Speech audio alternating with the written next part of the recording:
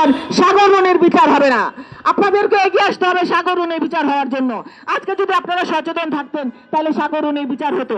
আর বিচার যদি হতো আপনাদের বাক স্বাধীনতা আপনারা আবারও ফিরে পেতেন শহীদ রাষ্ট্রপতি জিয়াউর রহমানের সময় যেভাবে আপনারা ফিরে পেয়েছিলেন। তাই আপনাদের কাছে আমার অনুরোধ থাকবে আপনারা নারী জাগরণের কথা বলবেন। প্রিয় ভাই এবং বোনেরা, আজকে আমাদের প্রেস কনফারেন্স হয়েছে। আমাদের এখন আমাদের মূল্যবান বক্তব্য রাখবেন আমাদের বিশেষ অতিথি এবং প্রধান অতিথি। আমি শুধু ধন্যবাদ জ্ঞাপন করছি যারা কষ্ট করে আজকে এসেছেন, তাদের আন্তরিকভাবে ধন্যবাদ এবং কৃতজ্ঞতা জানাই। এবং আমি আশা করব আমাদের নারীরা আবারও এগিয়ে যাবে ইনশাআল্লাহ। আপনি দেখেছেন মাগুরায় যে ছোট্ট বাচ্চাটা কিভাবে তাকে ধর্ষণ করা হয়েছে, কিভাবে ধর্ষণ করে তাকে আজকে মৃত্যু পথযাত্রী মেয়েটা হয়তো বাঁচবে কিনা জানি না।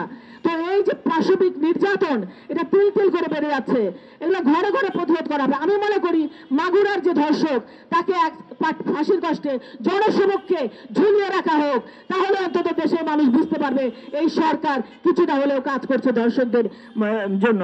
তো আমি আন্তরিকভাবে অনুরোধ করব এই সরকারের কাছে যে অন্তত এই ধর্ষককে দিয়েই তাদের বিচার কাজ শুরু করা হোক। ধন্যবাদ সবাইকে, সবাই ভালো থাকবেন, আবার দেখা হবে ইনশাআল্লাহ।